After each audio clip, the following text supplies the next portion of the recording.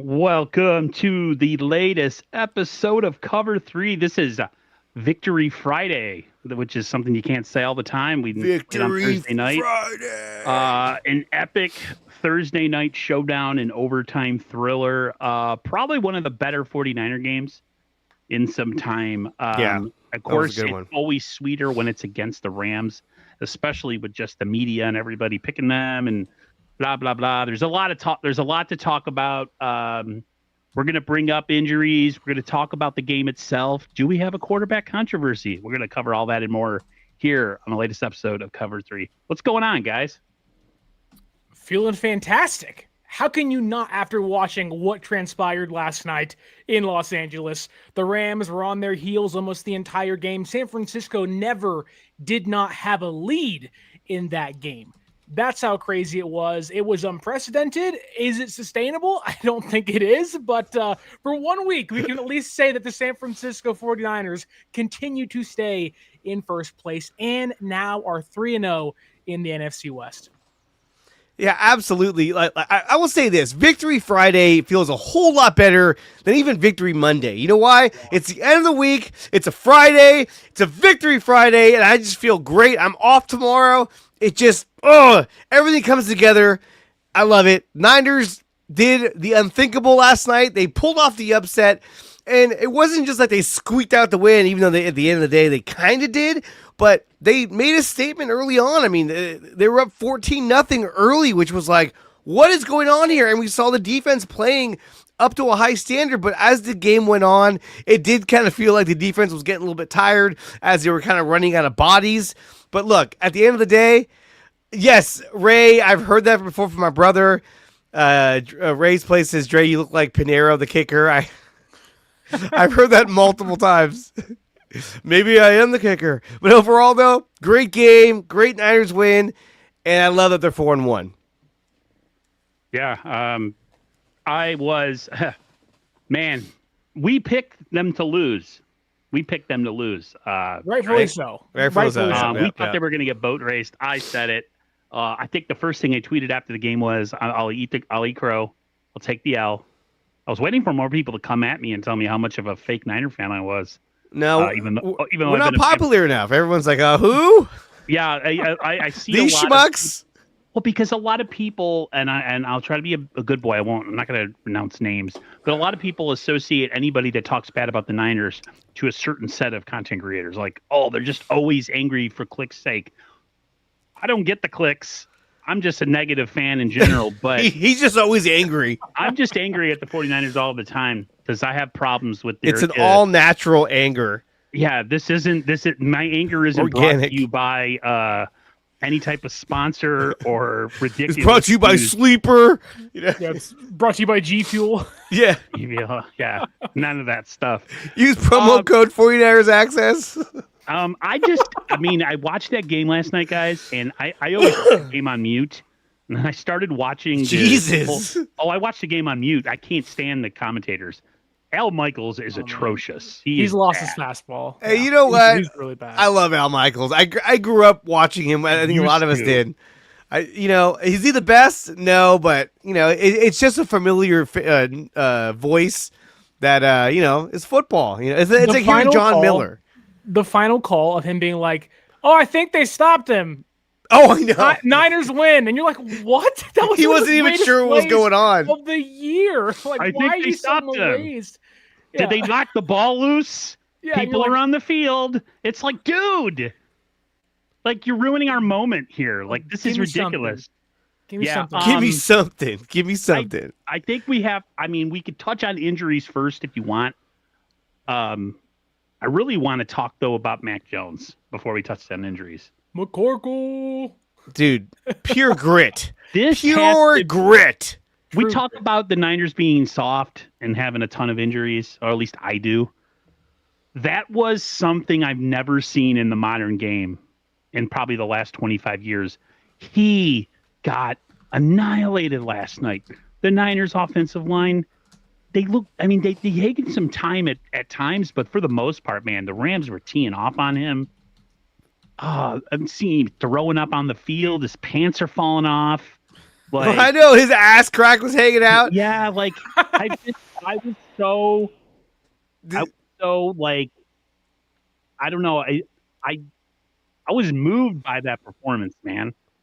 He's definitely a real 49er to me now, based on that performance last night. And the fact that he made someone like Kendrick Bourne 10 catches, 142 yards, like, where did that connection come from? Like, that was ridiculous. New England, that's where it came from. He was super impressive, considering they got MBS and Sky Moore in their line. So, the toughest, grittiest performance I've seen in a long time in the modern game, where you can't even touch quarterbacks, yet he was crushed all night. Nothing but respect. Quarterback controversy, anyone? I don't know. I'll let you guys take the floor. You know, it's one of those things where I think you let Brock sit. I would even argue that Brock goes on IR because I want him to be 100% when he comes back. I don't want I'm starting to feel better. I'm good enough to go. No, you need to be 100%. And until then, maybe you just ride the hot hand, IR or not. I think you ride the hot hand of Mac Jones. He's played with a ton of grit. He's played through injury. He's made clutch throws. I would argue that he's even made throws that I don't even know if Brock can make because they're two different types of quarterbacks. Thanks for that. Sorry about that. Right across my face. Right across the middle of his take. I know. But no, I thought Mac Jones, he showed a lot. And he showed a side of himself that I didn't even know existed within Mac Jones. You know, he likes to joke around. He's kind of an awkward, kind of a dopey looking guy, kind of. You know, he's kind of a, you know, I don't know. He's got a, doesn't look very athletic when you look at him. He doesn't look like a physical specimen. But this guy, dude, he laid it all out there. I mean, I remember seeing him on the sidelines, and he was literally rocking in, like, on the bench, like, I'm just like, fuck, looks like me after a hard night of drinking, where I'm like, I couldn't believe what I saw. I was like, dude, this guy's in pain. And yet he kept going out there drive after drive, and he did not give up. And a lot of quarterbacks in this league, when they reach a certain pain level, they'll be like, I'm out. I can't go back in. And then here comes, you know, Adrian Martinez. Who knows how that would have went. But look, Mac Jones is playing at a very high level, and I don't think it's the right thing to do by putting Brock back in the game immediately. I think you give Brock an additional week or two to get fully healthy. You see how Mac plays, but I don't know. If Mac continues to win games, Sterling, do you swap him out for Brock Purdy, even though you're paying Brock a lot of money? But, I mean, in a lot of sports, teams will just ride the hot hand. What do you think? I think in a perfect world, money wouldn't factor into this whatsoever, and you just play the best guy. Unfortunately, money matters a lot, and you're paying Brock Purdy a ton of money, and you are paying him for a long time, and that does matter. Like, there is a political factor into this. Yet Mac Jones gave what was, I think, one of the more gutsy performances we have seen in a very long time in the NFL. Yes, you are right, Dre. Some guys would just be like, no, I'm good. Sprained ankle, sprained PCL. I'm not going to play. And, you know, even Brock Purdy for himself, he didn't play 100% against Jacksonville too. And you just love the fact that the quarterbacks are trying to gut things out because they want to win football games so bad. That said, I don't know. For as good as Mac Jones was last night, he was really good, really good. I think he'll start against the Buccaneers in 2 weeks. I don't think we're not going to see Brock for a while. I think maybe until, you know, week 8 or it'll be a couple of weeks. Brock needs time to get healthy, and I think the ceiling with Brock is so much higher than it is for Mac Jones. We've seen it on display 2 years ago. Like, there's a clear level of talent that Brock Purdy can reach that Mac Jones cannot. That said, that doesn't mean Mac Jones can't be a top 20 quarterback for you in this offense in the meantime. And I think that Mac Jones is playing like it right now. He looked great against the Saints, albeit it is the Saints, but you're playing a Rams defense that they have one of the best defensive lines in football. And he got banged around somewhat, and you were eating bananas on the sideline and getting the massage every single time your defense is on the field trying to stay alive in this one. But I don't know how long it takes Brock to get back, but I'll tell you this. While I don't think a quarterback controversy is in store, I'm okay with Brock sitting out with the way Mac Jones is playing for a while, if it means Brock's healthy by week 8, 10. That way the run begins, and you can say, okay, the quarterback position is elevated now from a really good Mac Jones to hopefully a fully healthy roster around Brock Purdy level team too. Like, that changes everything. Go ahead, Dre. Well, I just worry because it feels like every time Mac goes out there and has one of these incredible games, he leaves the game in worse shape than he was when he entered the game. I mean, my God, thank God there's 10 days in between this game and the next, because by the time that game was over, I was surprised Mac could even walk off the field. He was hobbling around. When he got hit, I think it was by Jared Verse, and all of a sudden he grabbed his knee and he's like, ah!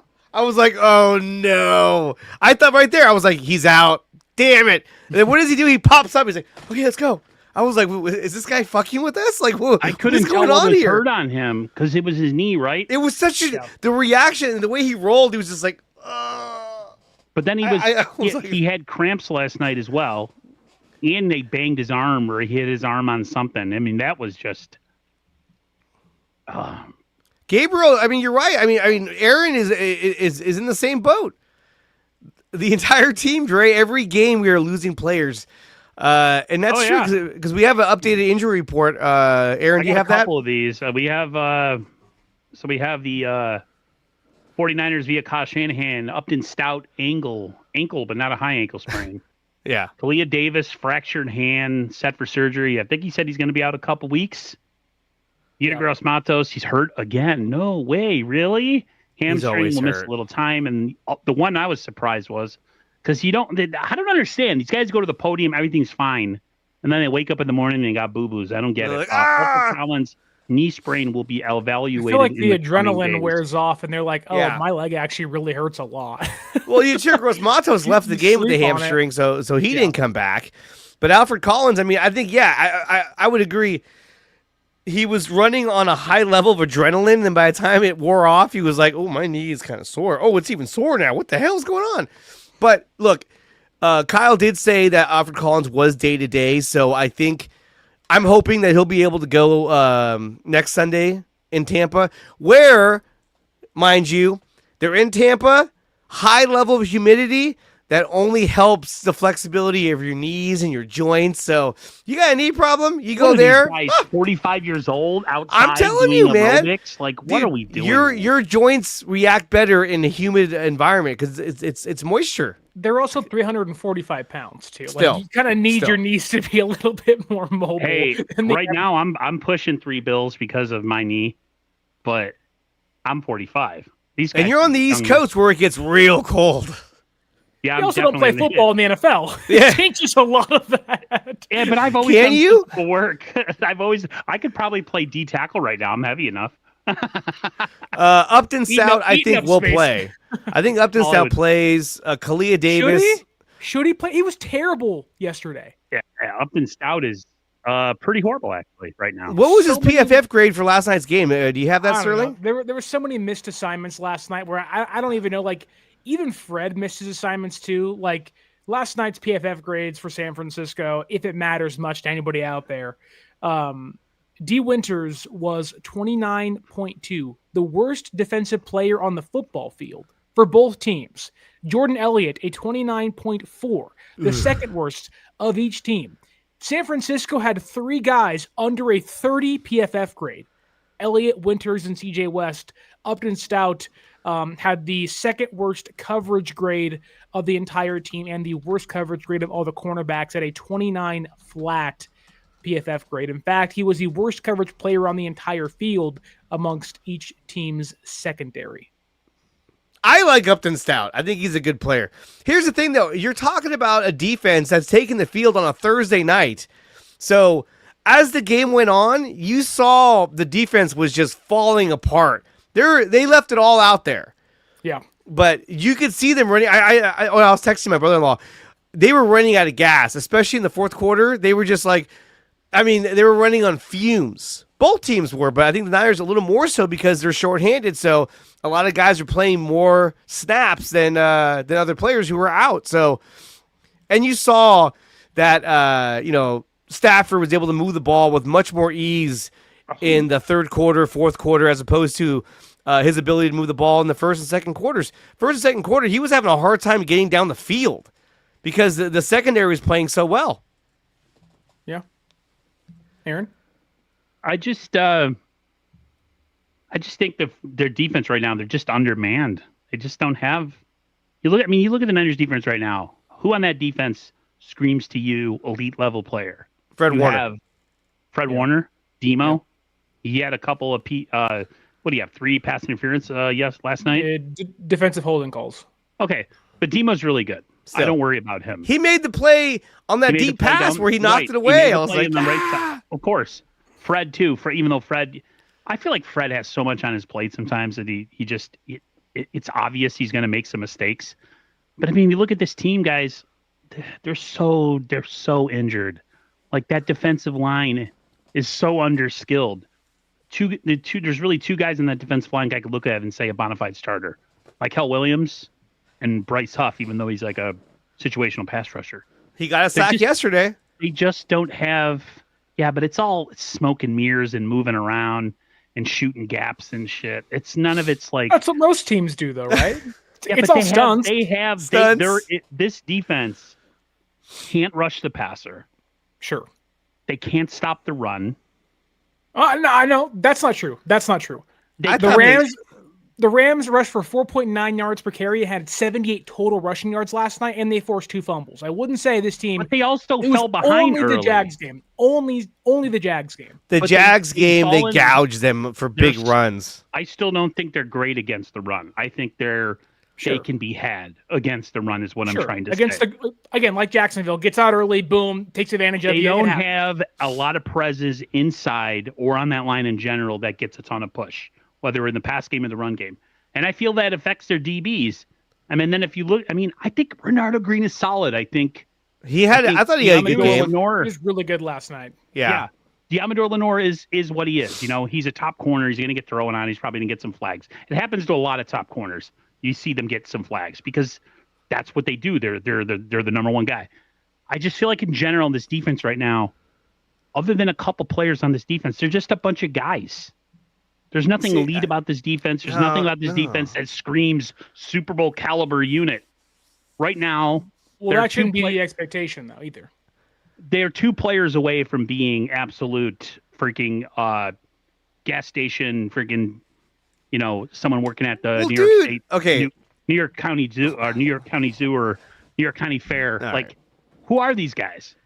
New York County Fair. Look at the fucking Ravens. Okay, they're 1-3, and they lost Lamar Jackson. Yeah. If you're panicking right now, if I were the Ravens, I'd be shitting myself. Who's their backup quarterback? Sucks. It's Cooper Rush. I'd be like, oh, remember him in Dallas? Yeah, I'd be a little more freaked out then. But I get what you're saying. I'm not trying to discredit what you're saying. I'm just saying that, there's a lot of injuries, yes, but, they're playing. To me, it's the coaching staff that's shining through right now. Yep. They're being coached at an extremely high level, and it shows. If we had a guy like Nick Sorensen, this game is nowhere near close Robert as it was. Saleh is doing the best he can with what he has, and right now, it ain't much. That's all I'm trying. He's doing God's work. He's doing yeoman's work. They don't have a whole lot of good bodies on defense or offense, but defense. I guess what I'm trying to say. This is the point I'm trying to make. We had so much talent leave the building. Granted, they were all injured all the time, right? But in a bubble, if you just take them for what they're worth talent wise. That a lot of talent left, not as much came back in return. Right now, it's a lot of potential potential gets coaches fired, except for your Kyle Shanahan, because you have equity built in and you can survive this kind of like growing pain. Me and Sterling, we talked about them having growing pains, but I think I didn't realize how bad some of those defensive growing pains were going to be this year. I mean, from Marquise Siegel to Upton Stout, Alfred Collins is coming along. God, right. I'm so pissed he got hurt. He had the biggest strip of the game. Yeah, right. Yes. So that's the thing, is that, yes, Aaron, you're right. There have been some growing pains. Yes, Nick is out, and like there are clear concerns to have. You lose your best defensive edge rusher, you're going to see things suffer. They've gotten 1 sack in 2 weeks. The pass rush has not been there. However, we knew that Matthew Stafford is the ace up any pass rushing, sleeve. The ball's out as quick as it possibly can. He's incredible. So he's one of the best quarterbacks in all football in the last 20 years. He's incredible. Yes. That said, despite those struggles on defense that on maybe other games would cost you, against Jacksonville, it certainly did. We can also say, with kind of your chest pumped out, that who saved the game week 1? Nick Bosa, strip sack. Who saved the game week 2? Bryce Huff, strip sack. Who saved the game week 3? Upton Stout, PBU, Eddie Pinheiro, game-winning walk-off field goal. And who saved the game last night? If you look at those last 2 drives for the Rams, the last play of the first drive, Alfred Collins, second-round pick, gets the forced fumble, okay? The very next drive, it's the Rams' first drive in overtime, right? It's 26-23, San Francisco's leading. Marquise Siegel gets burnt all the way downfield by Tutu Atwell. And you're like, oh my God, I'm sure like you guys, we're all sitting back saying, it's over. This is it. You don't give Stafford this many opportunities. Yeah. Like, here we go. Like the run of luck is ending here. However, who's in on the game-winning tackle? Marquise Siegel. For all the talk of, there is some growing pains, you got to ask these guys when Bosa's out, when your offense is banged up. You got to ask these young dudes to grow up really quick. And they're growing up right in front of our eyes through 4 games. You had 2 rookies. In fact, 3 rookies in 2 games this year. Siegel, Collins, and Stout practically saved the game for San Francisco. And we have asked this defense to be on the field to win games in 3 of their 4 wins. They have been. This defense has been phenomenal. I get it. There's been some ups and downs, some blips. They held Matthew Stafford to 23 points in overtime. Yeah. They're averaging 24 points a game. It took the Rams an extra quarter to score, essentially, their season average. So, look, pass rush has to get better. Maybe it's a trait. I don't know. But it's like, man, I had a hard time walking away thinking, that defense, despite some holes, isn't going to get it done. Like, I almost am more bought into what the defense is selling now. Of like, they're banged up, but they're making it work somehow, and I'm all here for it. Yeah. Ray's Place, he makes a good point. He says the game has to be appreciated. That's 100%. I'm not disagreeing with that. And recognized. But Kyle knows he has to get more personnel. That's just my biggest thing right now. They're so thin. They were already thin coming into this season, and now they're even more thin. And man, if they could just if the ball could ever stop rolling downhill when it came to injuries, at least after 1 game. I made a comment last night. I said, who are the next guys to go down? I didn't realize we were going to lose 4. Now, granted, a lot of these injuries don't seem too serious, other than Kalia Davis. But it's it is not sustainable the way that they've been winning. Whether one being the defense being on the field all the time and losing a bunch of guys. Right. There's a lot of players out right now. The Niners. I say this and people take this as a disrespectful thing. The Niners are winning smoke and mirrors right now. They really are. And to say that they're not is foolish.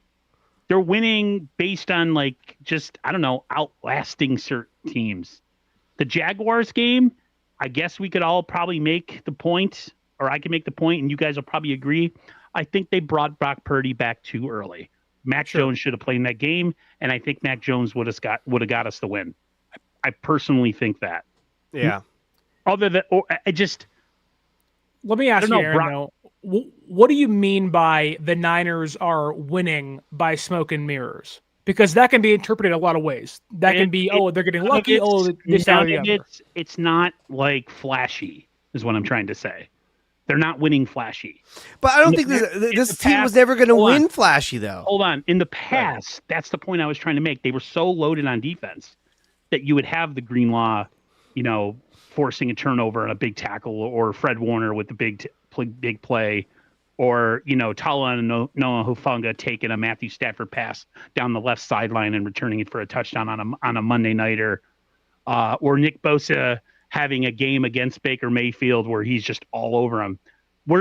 I'm so used to that kind of a level of defense, at least on defense, that right now we haven't quite reached that level, whether it's personnel or injury. And it's impressive they're doing it the way that they're doing it when none of it is really all that impressive, at least to me. Like, I don't look at these games and be like, man, like this is going to be a defense to be reckoned with. I don't feel that right now. But that's me. Could I flip that and say, well, actually, the defense is playing flashy. Yeah, they're not getting 7 takeaways a game or whatever, but they are getting the game-winning takeaways. They are getting takeaways, put games out. Like, again, 2 fumbles last night on the goal line. Like, right. The Rams were on San Francisco's 1-yard line and fumbled the football. They had a goal to go, 4th and 1, needed 1 yard to gain with an offense that was gaining 4.9 yards and 7.8 yards per carry as a whole in the entire game, and couldn't get 1.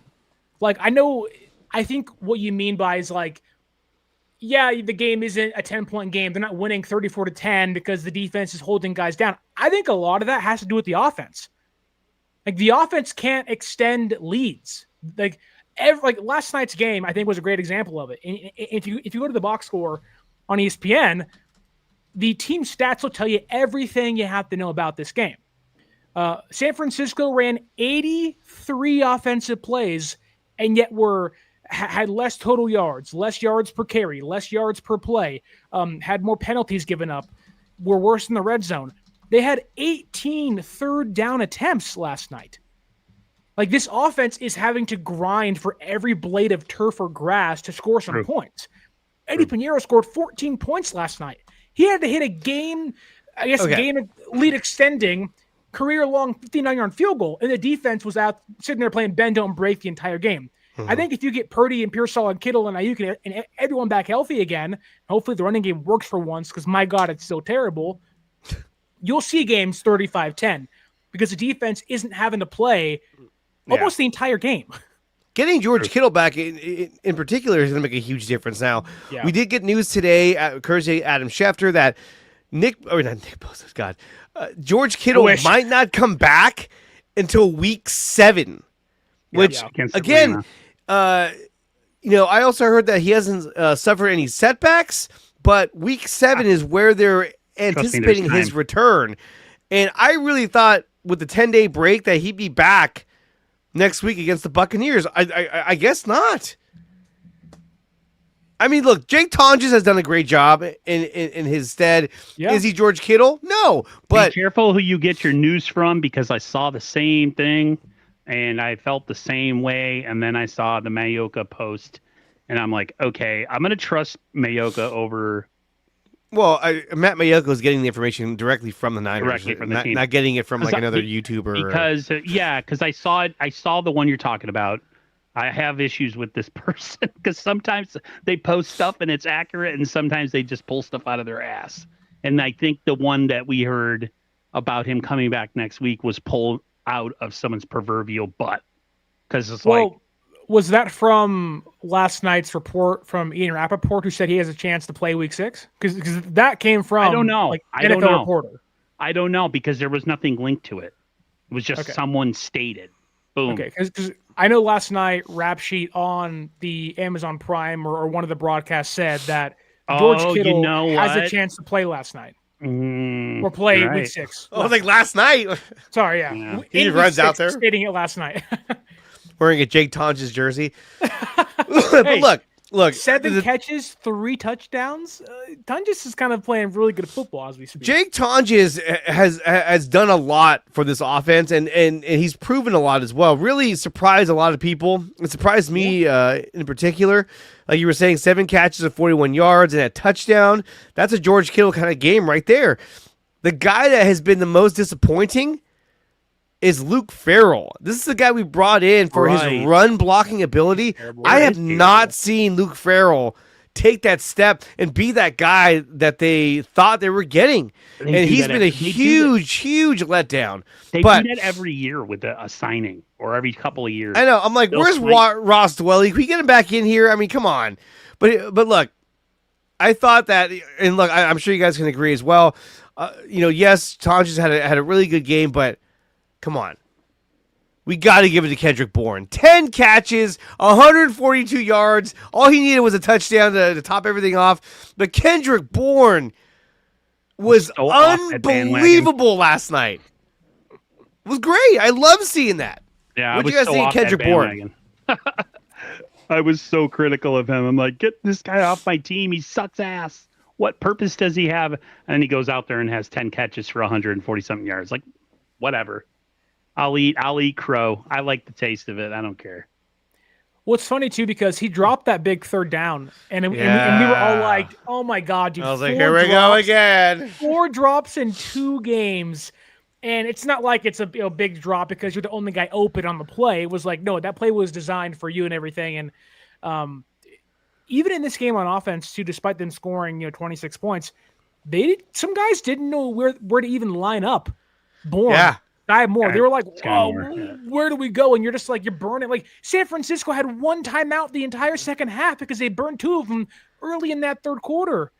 Like, it makes the adversity they fought through last night. Like every fold of the paper you can get through, every wrinkle makes last night's game 1 look more impressive, but also 2, it makes you question like that was so improbable. How did they do that?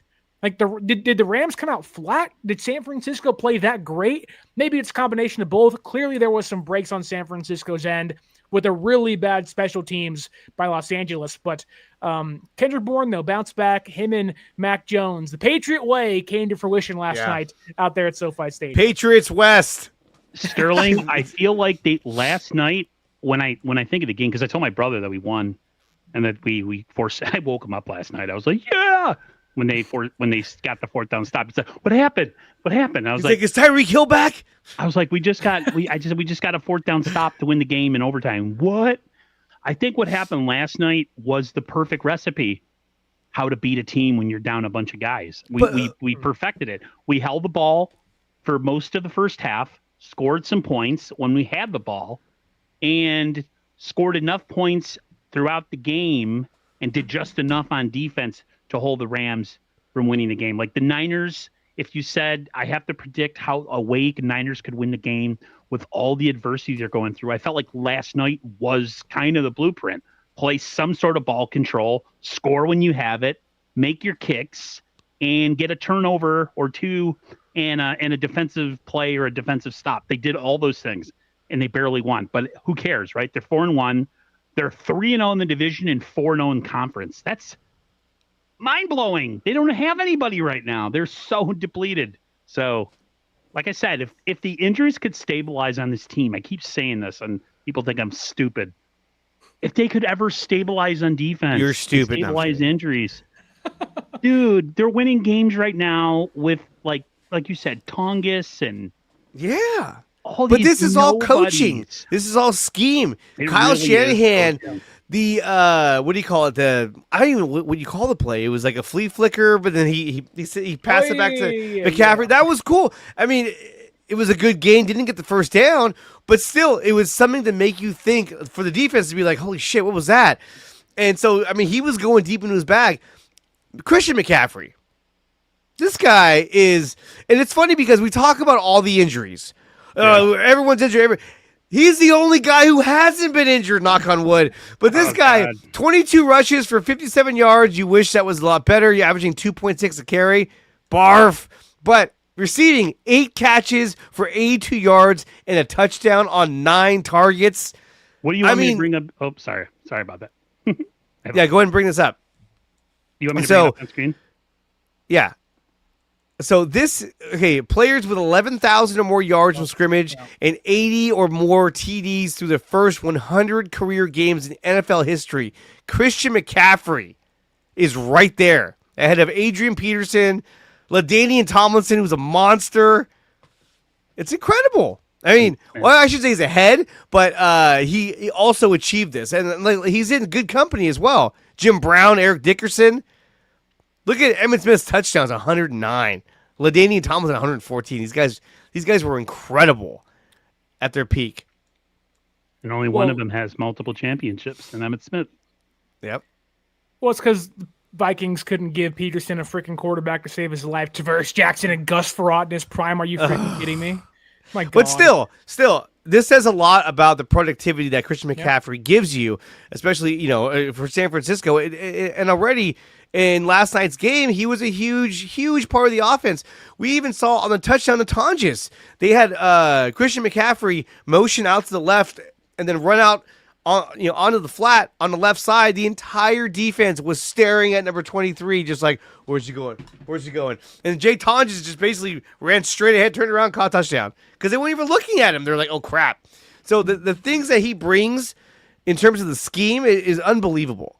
And let's go further with that for a second. And, go ahead. Dre, you're 100% right. But to kind of double up on your little chart you had up there, Christian McCaffrey has the most active games with 100+ yards of scrimmage.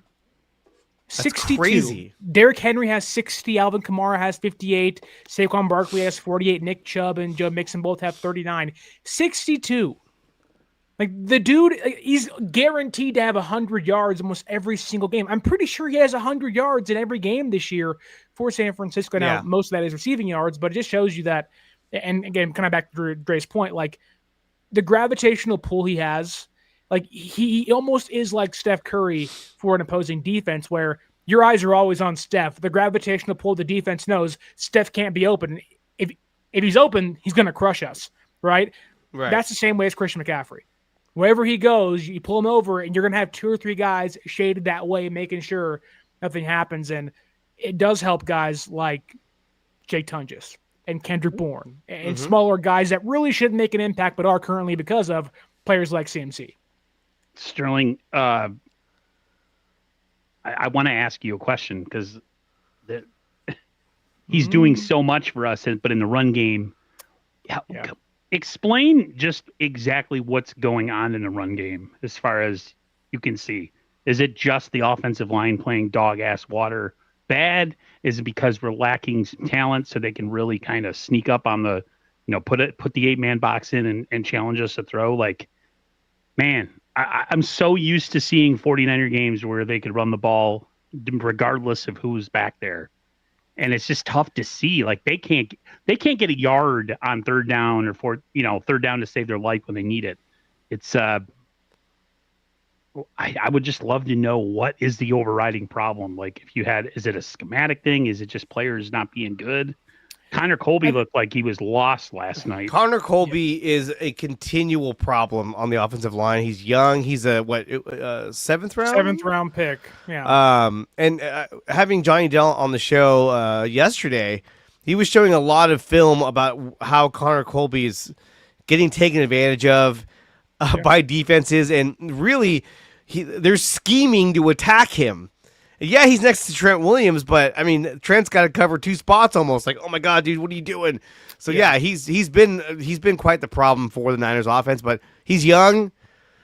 He's gonna have to learn. They need Ben Barch back. I hate saying that out loud, but now I'm like, where's Ben Barch? You want to pay Aaron Banks that $72 million now?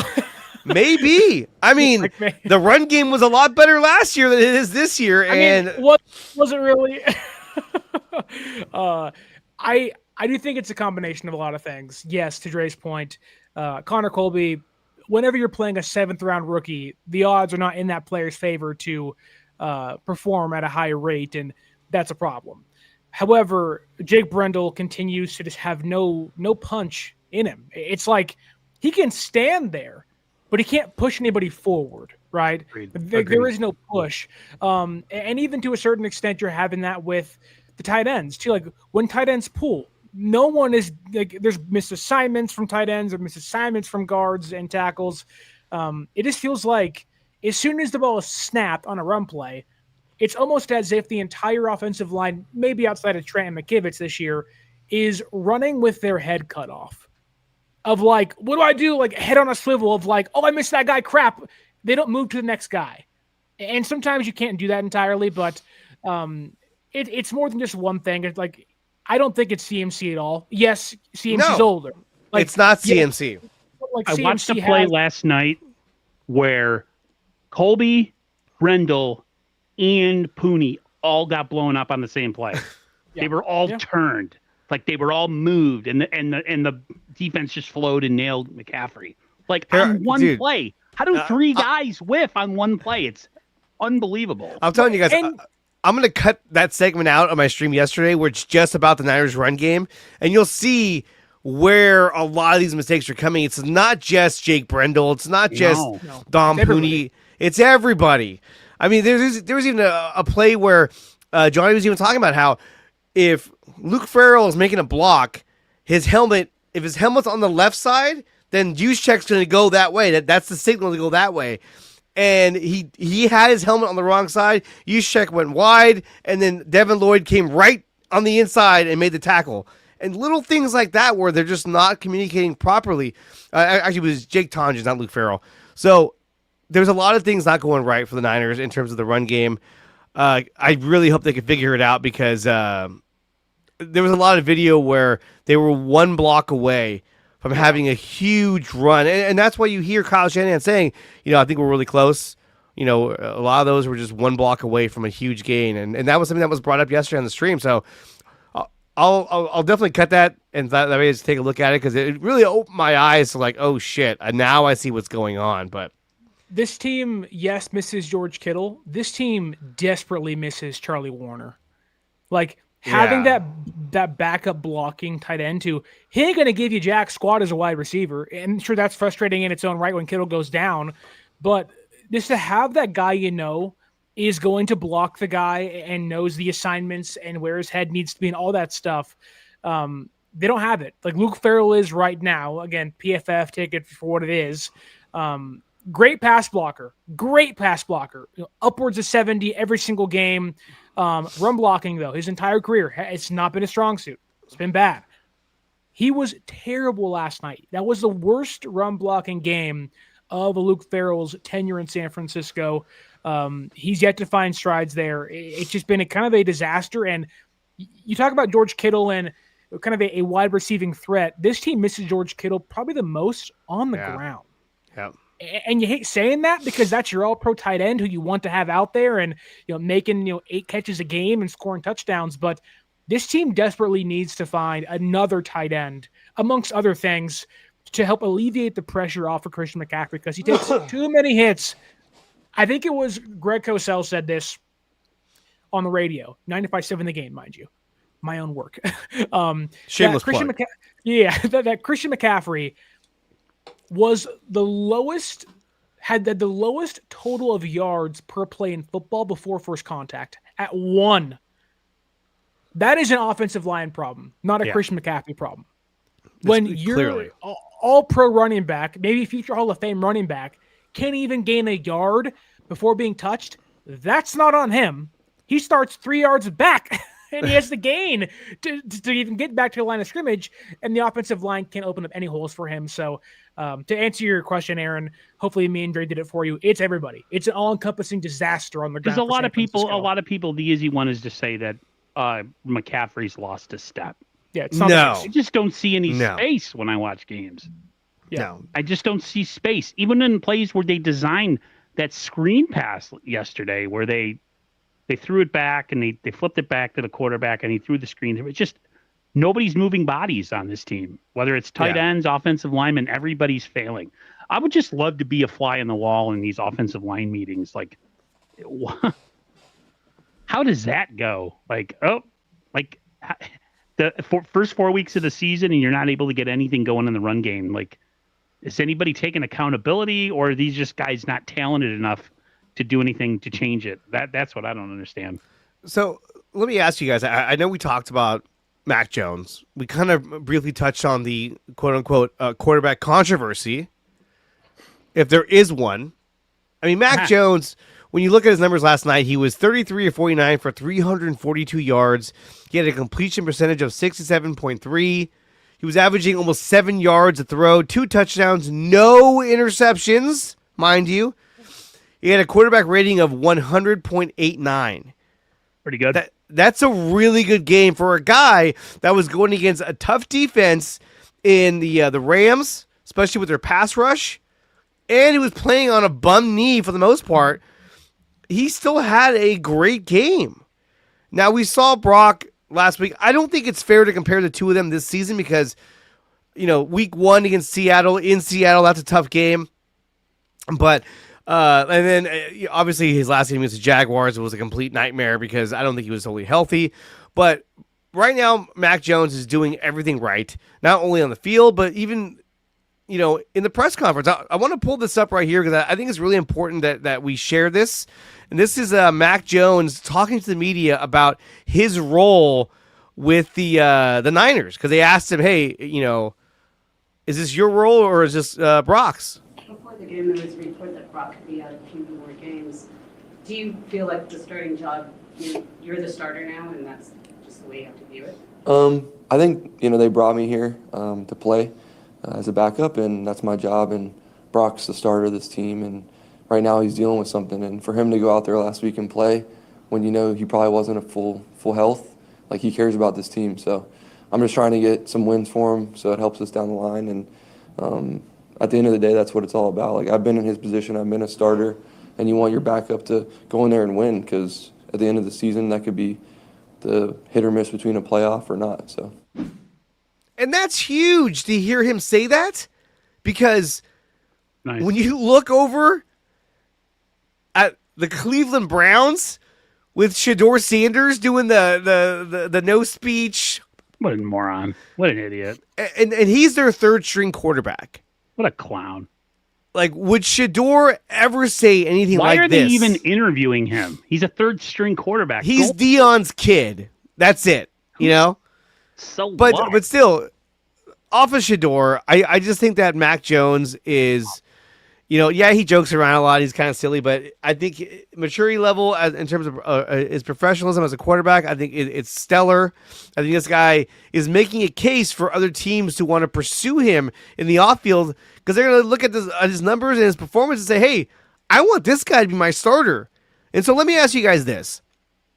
As long as he's healthy enough to play, should Mac Jones continue to start, even if and when Brock Purdy is 100% healthy? If he keeps playing the way he's playing, do you leave Mac Jones in the game or as a starter regardless? Aaron?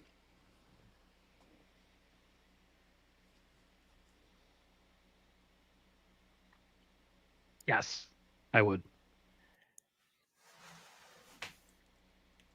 Sterling, you look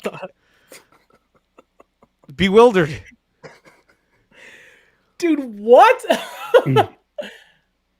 Would you leave Mac Jones as your starter? Or would you say, Mac, thank you for all your hard work.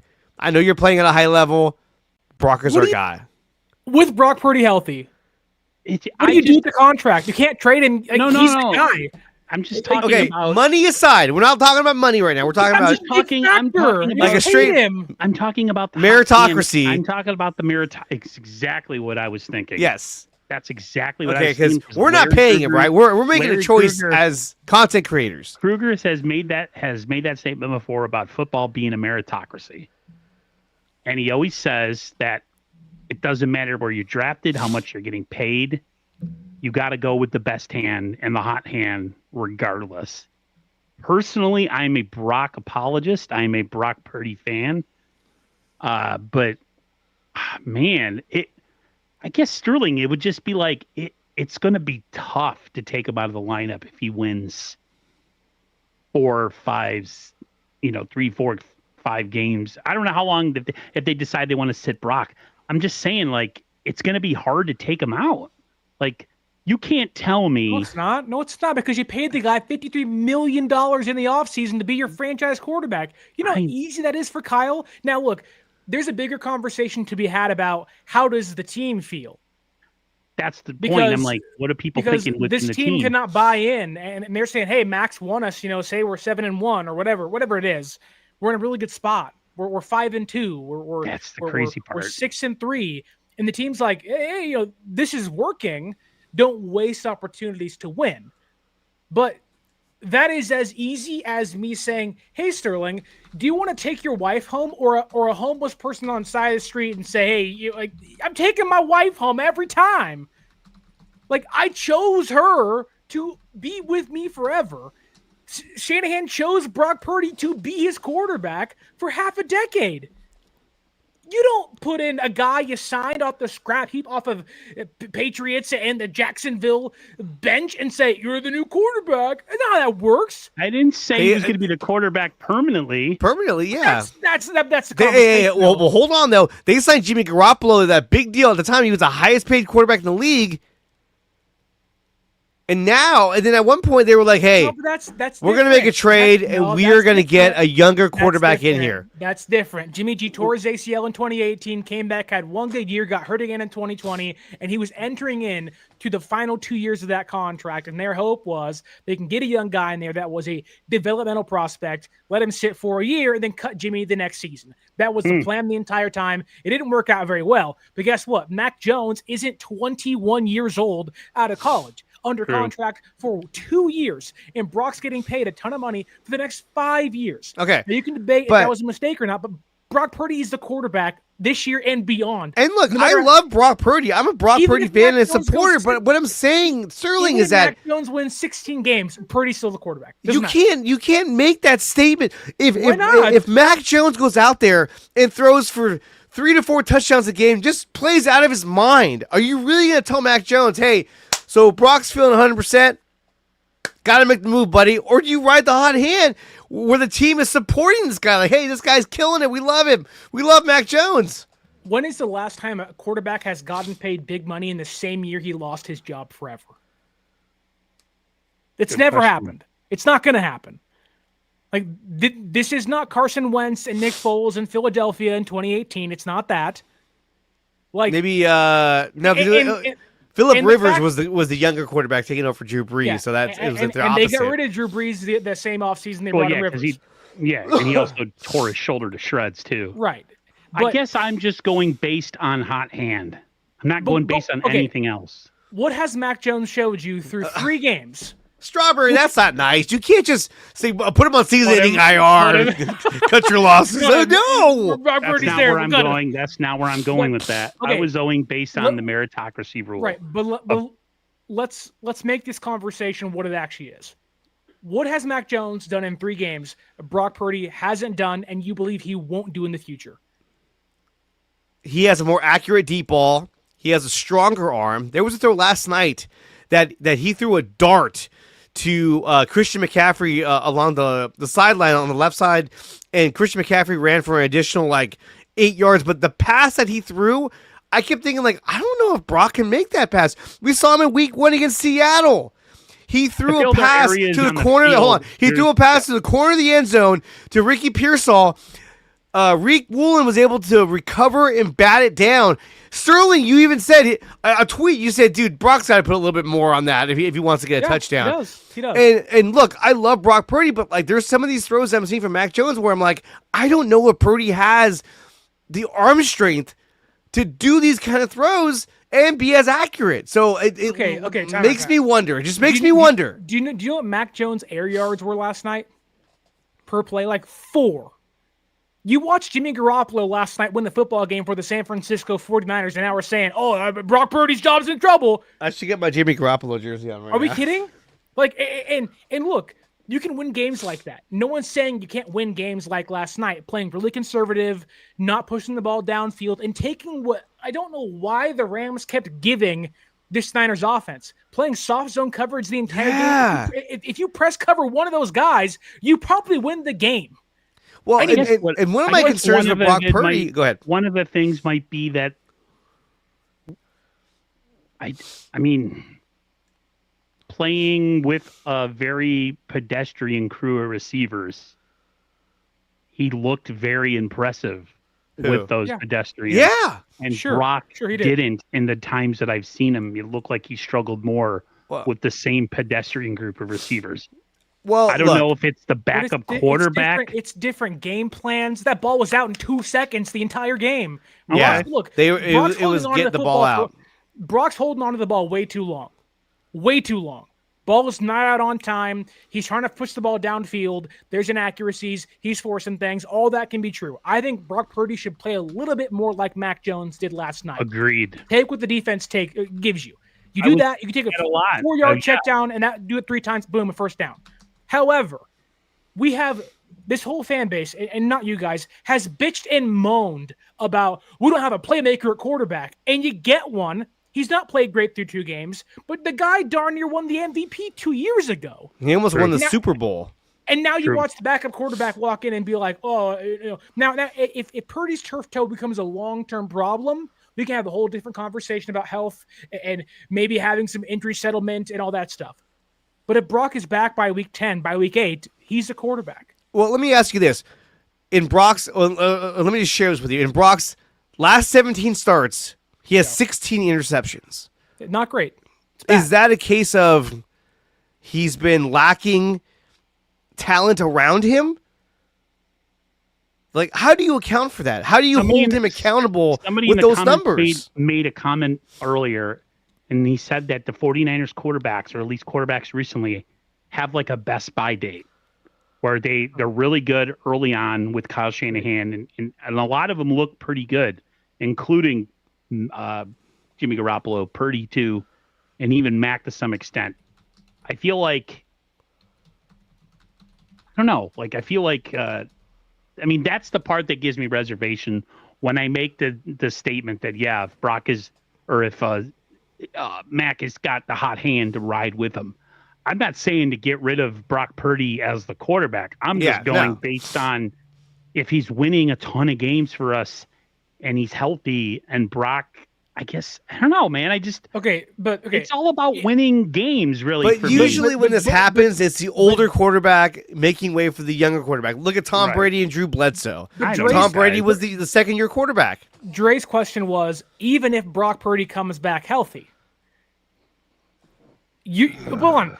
You're winning games. That's great. You're going to tell the guy you just paid $53 million per year on average, the team that, and really the entire fan base, you just said, hey, he's the guy because he's been out, which, yeah, he's been hurt. It's not been great. There's been some problems, a bunch of high throws, turnovers. Got to fix that for sure.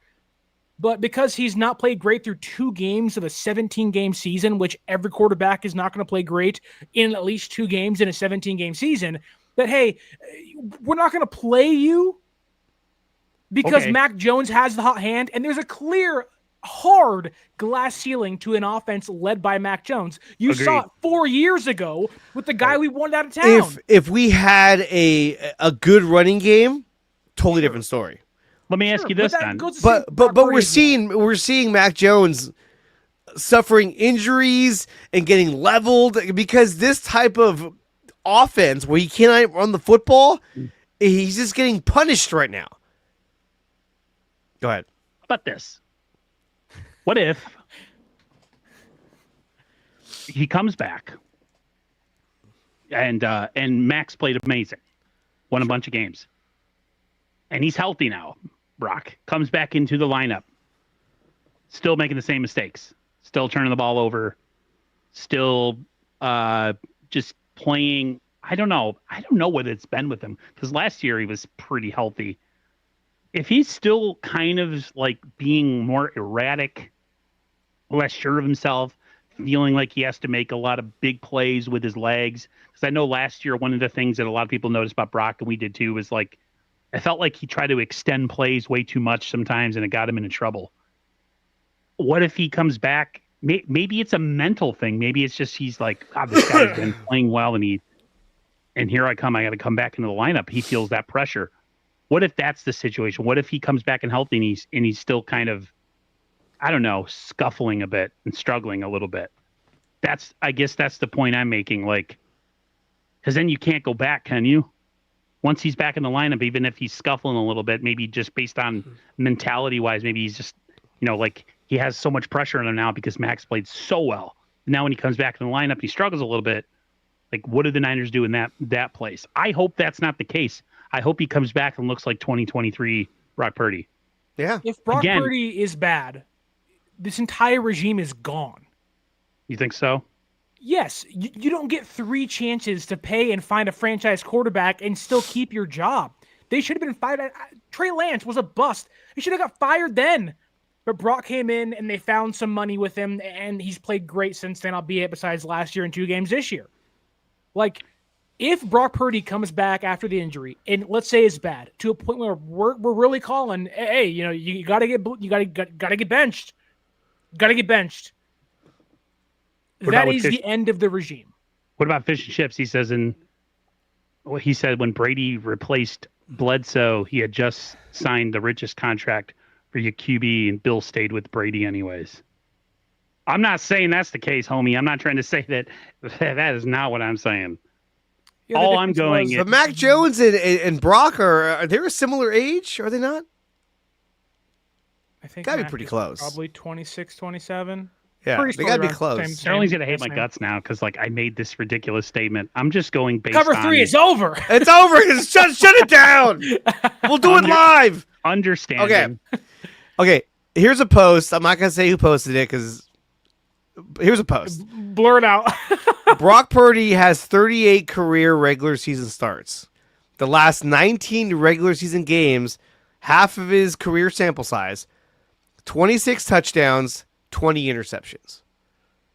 Now, we praise Brock Purdy, especially in 2023, because is that passing touchdowns or combined?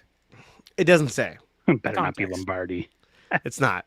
He's actually very pro Niners, guys. So a little too much. A little too much, yeah.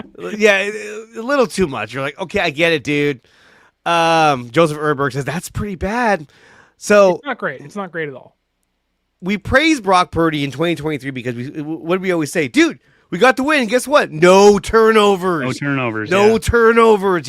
We always took had care those of the ball. Jimmy Garoppolo interceptions. We were just like, yeah. Strawberry, I'm not saying to cut him. She's like, just cut him, Bray. No, I'm not saying that. I'm presenting the numbers to give you an idea of. I like Rob D. Bang bang. It just comes trucking in. The mic clip was so great there. Bang bang. Bang bang. But still, it's like 26 touchdowns, 20 interceptions. Brock Purdy has to find a way to lower the number of turnovers through the air. And I think 100%. Last year we saw that number, I don't want to say skyrocket, but it went way up compared to the year before. Well, there's clear indications he was pressing. Like, this team doesn't have anybody. I'm the quarterback. I have to make a play here. Boom, interception. And I think that has carried over into this year as well. That last drive against Jacksonville, or really even that entire fourth quarter, he didn't have Ricky Pearsall. There's clear limitations, and when you take away any team's running game, and you have any quarterback drop back 40 times a game, that's unsustainable. Now, Mac won last night and dropped back 49 times against a defense that was playing soft zone coverage and was taking everything underneath. I think Purdy should learn from that. If the defense will give you 4 free yards on a first down, take it every time. That's okay.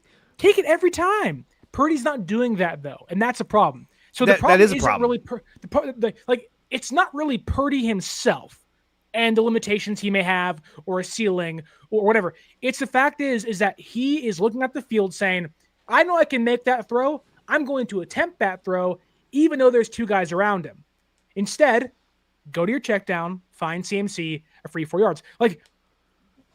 Mac Jones lived 4 yards off the line of scrimmage. Yeah. You can win games like that. Now, you're not going to win a Super Bowl like that. No. I mean, his average throw, he was averaging 6.98 a throw. But that's yards per attempt, not the actual air yards, not including yak afterwards. Mm-hmm. So that again, we saw last night, a Jimmy Garoppolo-led offense, really. And now we're all like, quarterback controversy because they won a game. And we saw him win 13 games a couple of years ago just like this, and then losing the Super Bowl because the guy couldn't move the freaking football. You were asking this fan base to willfully jump into a reversion of the offense. Why would we do that? Now, look, Mac won you the game. I hope he continues to win games. He looked great. It was gritty. It was awesome. This team took on the collective spirit he was playing with, fighting through injuries. It's the same thing they did with Jimmy Garoppolo and a young Brock Purdy. But I guarantee you, everybody in that locker room, despite Mac winning 3 games this year, would still say, hey, who gives you the best chance to win? Brock Purdy does. You want to know why? Because you walked off the field with the lead in the Super Bowl, almost won the MVP, and they know he beat out a first-round talent once already, and a guy you paid at the time he got paid the highest contract in football. Like, don't ask me to go back to a reversion of the offense that does not work in the playoffs. Don't do it. There is no chance if you go to the playoffs this year and Mac Jones throws 1 pick, Shanahan's like, oh crap, hey, Raheem Mostert, run it 35 times against Green Bay and let's see what happens. Wasn't that crazy when he did that? And then they ran it like they were running through butter. Like the Packers were just like, terrible. You're terrible. They ran through the Packers. My brother Daniel's in the chat. This is his line. They ran through the Packers like diarrhea. It was just like right through him. He was like, that was crazy. But and then the Super Bowl, they barely gave him the ball. But no, I agree. I think Brock Purdy gives you the intangibles that Mac Jones doesn't have, on top of the mobility. Now we need Brock Purdy to be at 100%, and I think that when you look at Game 1 against Seattle, on that first drive when they went 90 yards or whatnot to score a touchdown, he looked sharp, he looked accurate, he looked extremely good, and he made it look easy against that really good Seattle defense. So I think if healthy, Brock can be a huge difference maker. Yeah. Both are different quarterbacks. So, but for me, I'm just looking to it as in a bubble. I'm looking at it in a 1-year bubble. If it got us to a Super Bowl, I guess I'm not looking at this in the long term. I'm not analyzing this long term. If maybe I had to make that point, I should have made that point. I'm just going based on bubble, like living in a bubble. Well, somebody's playing hot, and you're winning, and then the starter's healthy. It's like, man, like, but it's not running back. It's not wide receiver. It's not tight end. It's not like you can have a rotation of guys back there. Right. The minute you commit to somebody, either someone, in this case, it'd be Brock Purdy if you go with Mac Jones, like he's sitting back like, well, what the hell did I just do the last couple of years? Right. This contract means nothing to you guys. I understand. Like, okay, I'll take my guaranteed money and I'll be a bench quarterback. Like what? I mean, look, I want Brock Purdy to be our starter. I want Brock Purdy to succeed. So do I. And in fact, when Brock Purdy does come back, I'm going to be on the edge of my seat saying, please have a good game. I don't want him to come back and throw 2 interceptions and they lose the game, because then that's going to open the door for all kinds of bullshit to come spewing out of the 49ers fan base. You guys know as well as I do, and I hate to sound like I'm trying to be a poor man's version of a certain clique we all know, like where I'm trying to make a hot take. There we go. All I was doing in my mind was say, in a bubble, somebody's winning you a bunch of games, and he's got a hot hand. Say they decide to sit down Brock for 4 games, and say, come back healthy. See you in November. Right. No, we win all 4 games, and I hope he does. I really do. We win all 4 games, and our backup plays really well. It's not that it's not a difficult decision. It's just as a fan, I'm looking at it as, man, I really love Brock. I freaking defended the shit out of him like all the time. I would be like, if he started playing poorly, being like, man, that sucks, because here it comes. It's coming. Whether we want to talk about it or not, whether we think it's right or not, I know I'm just being ridiculous here because I'm a negative guy by just my personality, but it's, I don't know. That's just the way I'm thinking. I'm like, let me ask you this. Go ahead. If Jake Browning played great in Joe Burrow's absence, you think if they go to the playoffs? No. Exactly. It's the same thing. But that's Joe Burrow. He's the top. This is Brock Purdy. They've been to the exact same game. I know, but Joe Burrow has a pedigree. I mean, being hurt incredible every single year and playing poorly. That's true. That's true. It's not like Joe Burrow has earned more credibility than Brock Purdy has. They've done the exact same thing with less. But like, the overall skill set, physical skills, I think, again, we come back to the same argument. do the quarterbacks that have the better physical skills, the big arm, the can throw the deep ball, can do all these things, does that give more? That's what you're saying. Mac Jones throws a better deep ball than Brock Purdy, and you're like, He does. I don't know. I don't know if Brock can make these throws. I don't know if he can. We've seen him make these throws. I mean, he threw a really good deep ball to Pearsall against Seattle. I love seeing that. You don't think Brock can't make an 18-yard layered throw over the middle to Kendrick Bourne? Of course he can. What did Mac Jones do last night that Brock Purdy hasn't done? Nothing.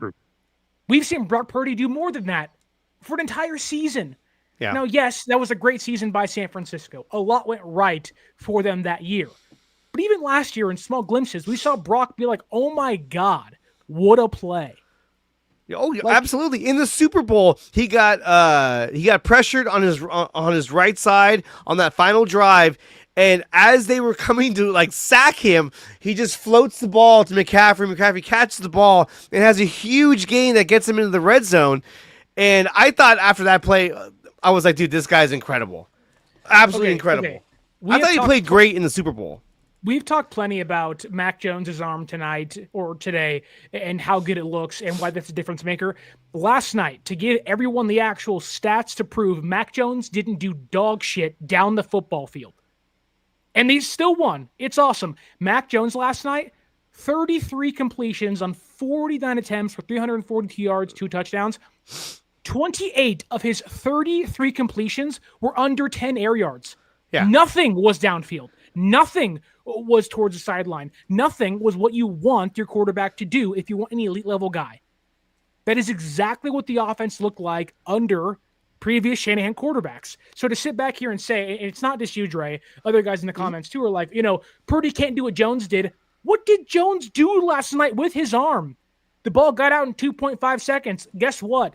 All Purdy has to do is take checkdowns, and it's not that hard. I think the only thing he's really done better since he when playing this year is he's been more careful with the football.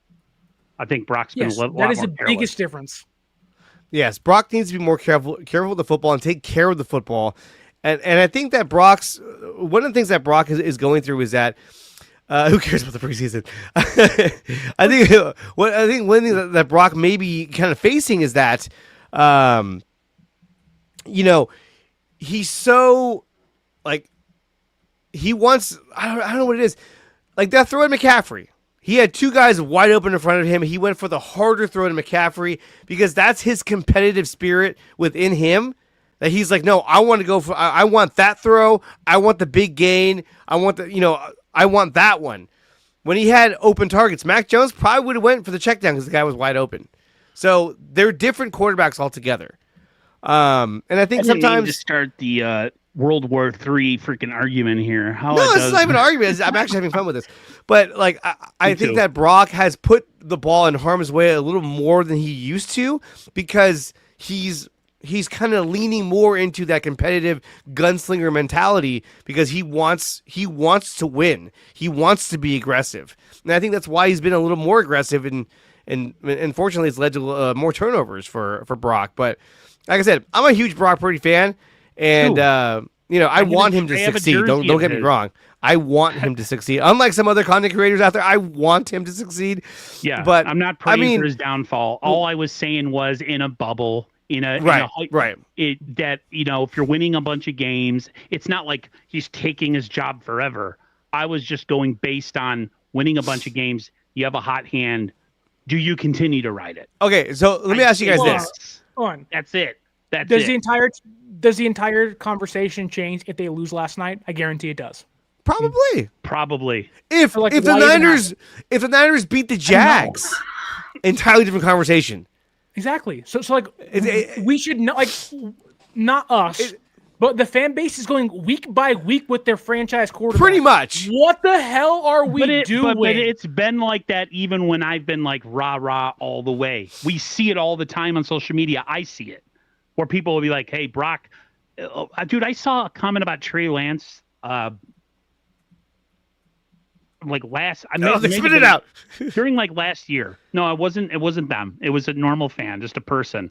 It's a person. And just some random. They're not people. Just some random chode trying to be funny. Pretty much saying I don't know, Brock missed some throws in a game last year, and he was saying, like, if Trey Lance would have been the quarterback, those throws get made. And I'm just like, oh, God. And of course, I got into a war with him on social media, defending Brock. I still think Brock gives us the best chance to win a championship. All I was saying, I should have prefaced it with saying that it was all to do with riding a hot hand, the whole meritocracy thing that Larry Krueger bangs over your head about. Doesn't matter where you drafted, it doesn't matter what you make. If somebody gives you a better chance to win in whatever that may be, whether a stretch during the season, a playoff game, Super Bowl, you got to go with that person and then deal with the consequences after. That's all I was trying to say. No, I get that. This conversation, because I feel like I want to kind of start to wrap things up. You derailed the entire show, Aaron. It's all your fault. It's okay. I just want to say something that I didn't think I could say. Oh, God. I love our kicker. Oh, yes. 4 for 4. I know where you're going there for a second. I know. I was going to be like, I love our show. Like, okay. We'll see you next week, guys. He hasn't missed a kick all season. He missed an extra point, but he hasn't. Since they've gotten him, he is perfect. That 59-yarder, money. The one that hit the upright last night, I thought it was a miss. Yeah. It went in. Doinked it. I heard they said that he held up either the interviews or the team kind of rah-rah moment in the locker room because he was out talking to people. It took him like 30 minutes to get back into the locker room last night after the win. Yeah, that's crazy. Like, how do you guys feel about the fact that we actually have a kicker now? Like, are you getting spoiled now, where you think he's going to make all the kicks, or do you still have a little bit of that Jake Moody disease, where like it's like, oh, this eventually has got to turn the other way, right? Like, I don't know. This guy has been an accurate kicker his career. Here, pull up this thing I'm sharing. This says it all about the way I feel about Eddie Money right now. There it is. Eddie Pinheiro since joining the Niners. Straight Adam Vinatieri Patriot days. That's how good this guy is. Sterling, are you still there? I'm here. Sorry. My wife texted me. Sorry. But don't you agree? Eddie Pinheiro since joining the Niners. Oh, he's been fantastic. Yeah, he's been good. Fantastic. I'm happy. Absolutely. He's missed one kick, and it was his first PAT since then. Oh, I know. Remember that? It was like, oh. Like, and last night, it didn't just take everything, but he made a 59-yard field goal to give San Francisco the lead, I believe it was. Yes! And that was the longest field goal kick of his entire career. And on top of that, that was the second longest kick by a Niner kicker in franchise history. This dude right now has the second best leg in Niner history because David Akers is out there bombing kicks in Green Bay that barely got over the goalpost for 63 yards in like 2012 or 11. Dude, this guy, I said it during the game. I tweeted out. I said, we finally have a real kicker. Mm-hmm. And when you look at the Kyle Shanahan offense, right? As much as they're not able to run the ball, and we want them to run the ball, all that shit, right? What has he always had here in San Francisco? He's always had a reliable kicker. Yep. In Robbie Gould. And Robbie Gould would have games where he scores 14 points for you because Kyle Shanahan's offense is built on continually adding points. Don't leave points on the board. Keep adding on. Even it's a touchdown. He continues to add points to the scoreboard. Ever since we got Eddie Pinheiro, Eddie Money, we've gone back to that theme of we're always adding points because he can kick field goals. And it's such an awakening moment when I was like, oh, Eddie's coming in to kick what was it? A 59-yarder? 59-yarder, yeah. And, like, there wasn't a part of me that was like, oh, fuck, I don't think he's going to make this, dude. I don't think he's going to. No, I was like, dude, he's going to fucking nail this shit. Yeah. If that was Jake Moody, I'd have been like, fuck, he's going to miss. No way. Punt if you can. Punt the ball, please. He probably would have went for it on fourth down. Like, fuck it. Let's go for it on fourth down. It's 4th and 10. Who cares? I don't think people realize how important it is to have a good kicker until you don't have one. Because kicking should be not thought about. It should never be something that you even give second thought to. You should have a kicker because they get paid to do one freaking job. Go in there and make kicks. And with Moody, my brother made the best, because me and my brother talk about this. He was the mentally weakest pro football player I've ever seen. And He for was a horrible. kicker Was to be horrible. that mentally weak, where he's just kind of hiding within his own helmet every time he'd miss a kick. I'm like, I've said this before, if I would have been his teammate, I would have choked him out. Like in the locker room, especially like a guy like Mac. Okay, come on. like a guy like We're talking Mac about beating Jones. this guy up. I mean, No, come on, like, look. Again, locker think about room. this. He's like, I would have stabbed him. Like, oh my No, god. no, I'm not gonna kill him. I'm just saying, if I'm Mac Jones and I sacrifice my whole body to stay in a game, and then you have some puke like Moody go out there and lose it for you when he only has one job, I would have had problems. So I just So got Brock Purdy's entire year last year was just like, dude, what the hell? So check this out. I'm watching the highlights from the week 3 matchup against the Rams last year. I was watching it yesterday, and they lost by a field goal. Yeah. But like towards the end of the game, Jake Moody came in to kick a field goal, and he fucking missed it. I was like, and then they ended up losing by 3. I was like, they lost because he missed his kick. God damn it. Well, and don't forget, for all those saying that Brock Purdy can't make those throws, he freaking laid it on Ronnie Bell, and he dropped that sucker over the middle for a massive failed throw. Oh, that was the way. Like, that was the don't tell me Brock worst. can't make those throws. When he's making those throws, the receivers just can't catch him. How did he not catch that ball? It seemed 'Cause like he he just sucks. batted it down. I 'Cause was he like, sucks. he high pointed it like a volleyball player and spiked it. yeah, that's like what I would have done if he threw me the ball. I'd be like, I'm freaking out. I won the NFL. It was bad, and there were a lot of games where Jake Moody missed kicks that cost some games. Now we have a guy in Eddie Money who is making his kicks and keeping the team in the game and winning these games. Right. 2 tickets to paradise, dude. Eddie Money is amazing. I love this guy. Yeah. It was one thing last night. I didn't even realize how much I missed having a good kicker. Real quick, Niners took over SoFi last night. Amazing. Always. I was seeing some of the videos after the game. Somebody said they pumping fake noise into that stadium, They are. which I'm They are. totally They are. not surprised. There was a player who said that recently too. Yeah, that's pretty insane.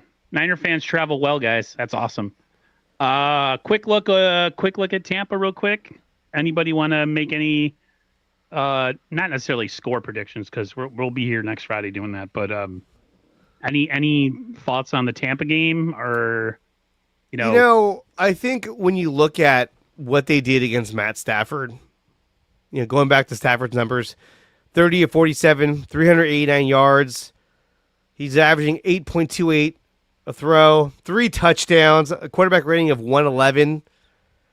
Niners defense played really good for the most part. They only gave up, 23 points? Yeah. Yeah. But he still had a monster game. But look, you're going against the Niners defense. It was on shorter rest than the Rams. No, same rest. Same rest. I think But the still- game it'll be a slugfest too. I don't think it's going to be anything different than what we've seen. My point is that now you're going against a Buccaneers team who's a good team. Yeah. But now you got 10 days rest. You're going to get Pearsall back, likely get Jennings back. Hopefully. We'll see. You're going to get, I'll put it this way, you're going to get some guys back that'll help you out. And so I think this will benefit the Niners. I mean, they couldn't have asked for a 10-day break. This is the best time to get a 10-day break. Like, oh my God, they've used that. And dude, at the end of the day, I'm just hyped. The Niners are 4-1, and they're in first place in the NFC West. And they're doing it with like the most banged up roster. They're doing it with pure grit. Oh, let me see if I can bring this up. I don't know how much more time you guys have. I'm good to go, but I still can't believe that not Brock Purdy. I still can't believe that George Kittle won't be ready by Sunday's game. I'm like, what? Darn hamstrings. Darn hamstrings. But then again, it's a long season, and you got to make sure this guy's 100% moving forward. So I get it. Even if they are 4-2 and Kittle comes back, that's still a massive win. But still, the Buccaneers are going to be without Bucky Irving. He's not going to play this Sunday. And he may not even play. Mike Evans. Yeah, and no Mike Evans because he's dealing with a hamstring injury. Yeah. So that's going to help San Francisco a whole lot. really for San Francisco, there's two areas that they need to improve on, which is the run game and the pass rush, and that's where they're suffering right now. It does suck that Nick Bosa is not going to get to sack Baker Mayfield or not get stiff-armed by Baker Mayfield this year either. Exactly. Remember that? He's hanging on to him. Like, I was like, what are you doing? So there was the thing last night by Kyle Brandt where he was talking about the 49ers injuries, and I wanted to bring it up. It's an interesting video just showing how much of a crazy job Kyle Shanahan's doing with the team that he has currently. See if I could get this and zoom it in a little bit here. I'm getting better at this. What's going on? Oh, there you go. Just hit full screen, dude. Oh, yeah. Do you know who I'm looking forward to seeing tonight? I love Brock Purdy. Like watching. Oh, no, he's out. Brandon Knight, no, he's out. In fact, John Lynch is like, no, Ayuk's going to be out for a long time. He's nowhere close. All right, so Kittle's always, no, he's out. Juwan Jennings, no, he's out. Ricky out. What are we doing here? I cannot. McCaffrey's in. McCaffrey's in, okay? And you know what? You want to talk on pace, guy? Christian McCaffrey's currently on pace for 130 catches on the year. That's not an offense. Kylie Coyote. Every day. This man, look at him. That's a 45-year-old man. He looks like he's born in 1945. Look at that face, the beard, the gray, the leathery. That man is healthier than half his lineup. I sympathize with. He's such a great coach. What the hell is going on with their soft tissue in that town? And you know who I bet that man hates? Who he's just so sick of? Ian Rappaport, Mike Garafolo, Tom Pelissero, because all they ever talk about is all that man's toys are broken. And he's got to be getting up this morning and being like, oh, wow, Jaden Daniels is cleared to play. Good for him. Good for him. Oh, wow, Lamar Jackson is week to week. That's so sad.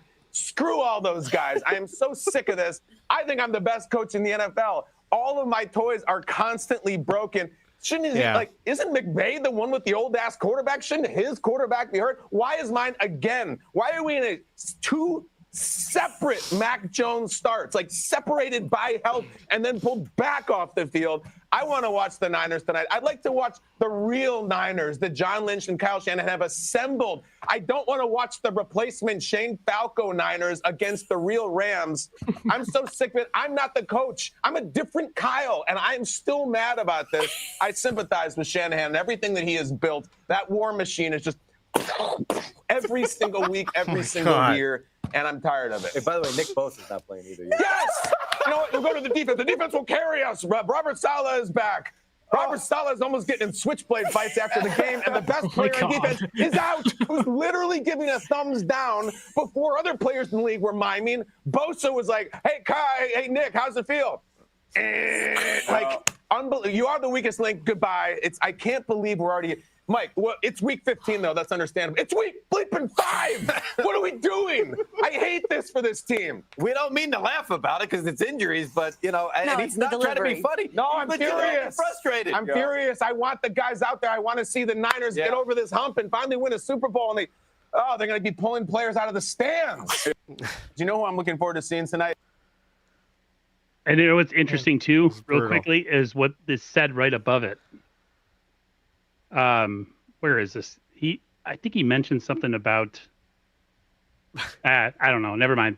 They were saying that through his own Twitter feed. I know. Hold on, I'll find it in a second. No, there was bear with me here. That they have one of the main people that have done have been part of their medical department they've had since 2017. He was just making the point that yes.